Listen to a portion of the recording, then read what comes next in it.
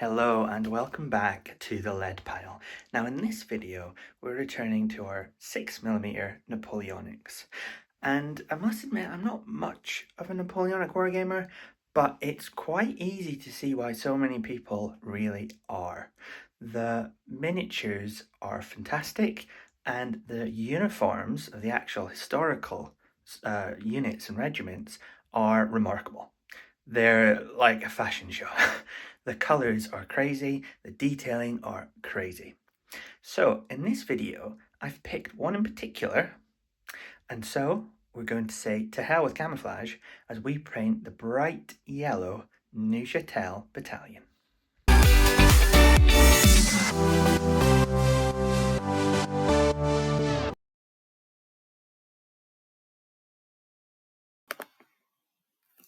Okay, well, here are some examples of the uniforms we're painting today, and it's quite easy to see why the Neuchâtel battalion got the nickname the Canaries.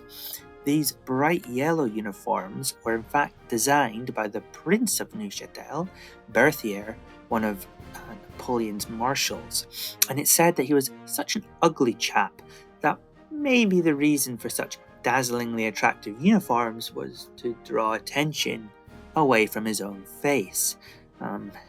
Perhaps like why Noel Edmonds is often seen in very frilly, flowery shirts.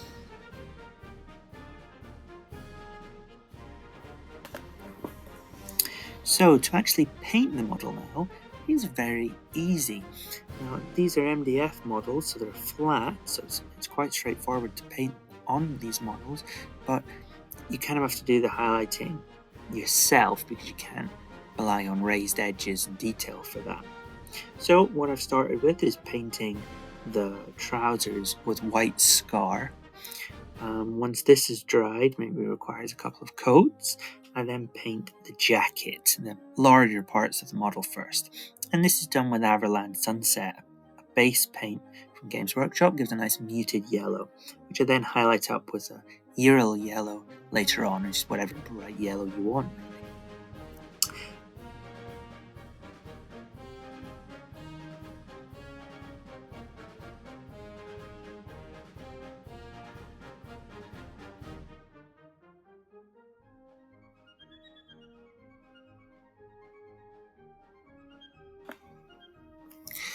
So the details on 6mm models can be quite scary at first, but don't worry, there's really no need to panic. If you make a mistake, you can either reapply your previous colour or you can just leave it.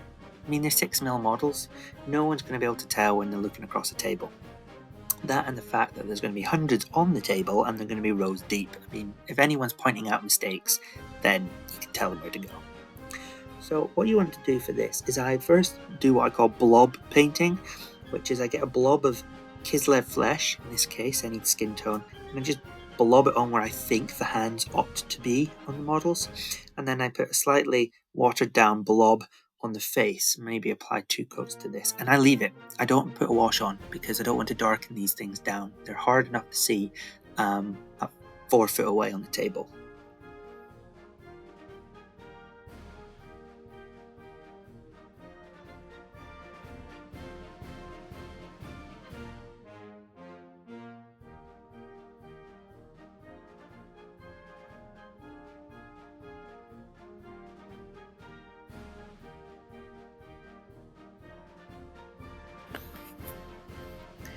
So with that, I then paint the gun, and this is just done with basically a gentle line of brown down the front of the model, and then I apply a bit more water in the recesses at the back.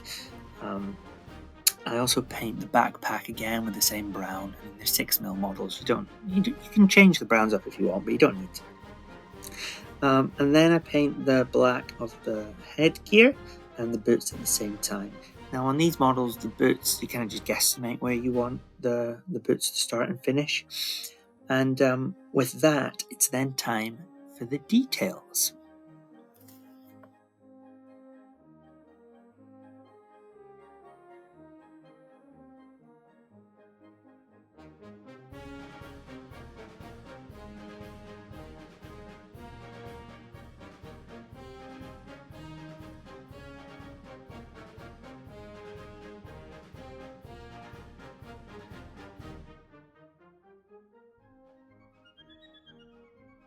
Then to apply the sash, I've given it a layer of a grey first, so Corax white is what I've used, and then this is just basically because the next colour is white scar, and that's going to be slightly harder to paint on top of the red. So I put that base on first, and then just put a gentle line of white scar. You can follow the line on these minis if they have it. If not, it doesn't matter. Just paint it on in a bit of a diagonal, any way you fancy.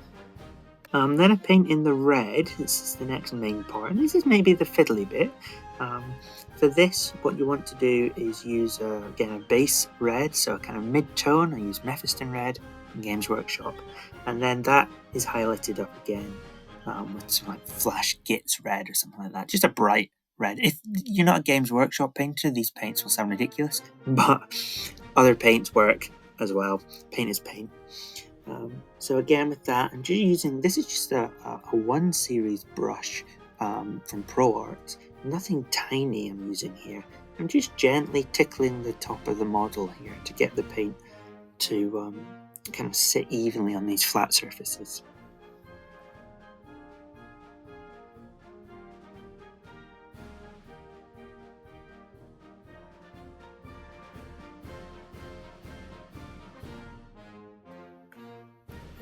So Neuchâtel is a city in western Switzerland in the French-speaking region. Neuchâtel is interesting because it voluntarily became a Prussian enclave in 1707 after their ruling princess died. The Prussians were chosen because they would provide strong security, but they were far enough away to hopefully leave them alone. And this worked, lasting until 1848, when it eventually became a Swiss canton. Well, apart from that wee stint from 1806 to 1814, when Napoleon turned up.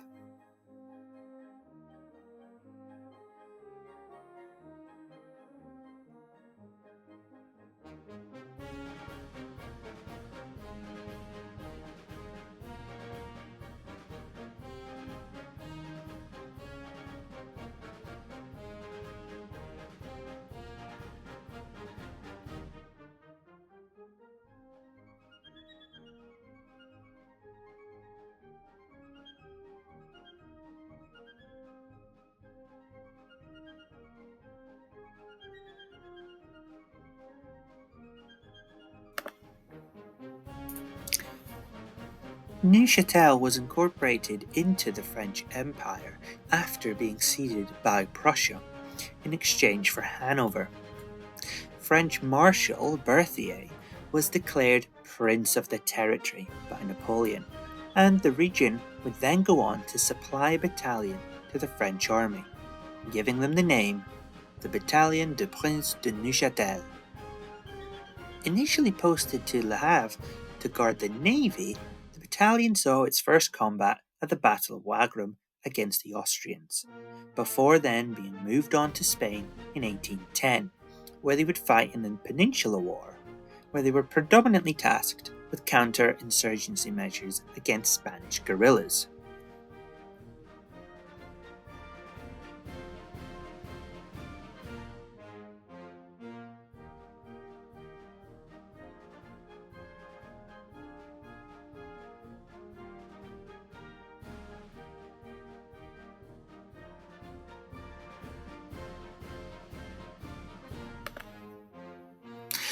The Spanish guerrillas were being a little bit of a thorn in Napoleon's arse. This was because the guerrillas had been ambushing French supply lines and camps, and this was not acceptable. Now, the Neuchâtel battalion put up as good a fight as they could against these random ambushes, but in 1812 the battalion was sent to Russia. This was part of the Grand Armée. However, having marched more or less the entire way to Smolensk, they arrived too late, luckily for them, to fight at Borodino.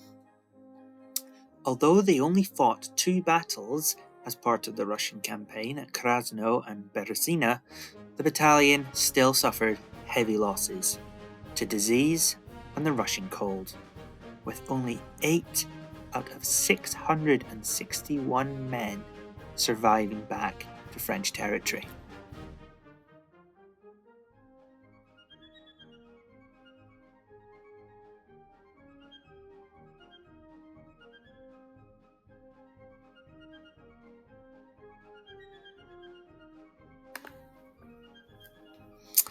After rebuilding their strength again in their HQ at Bastogne, they again fought for France at Leipzig with heavy losses yet again. Following France's retreat in 1814, the Neuchâtel battalion were divided to garrison towns, before finally being disbanded as a battalion altogether, in part due to the significant losses. The survivors were eventually drafted into the French Imperial Guard, where they would spend the rest of the war.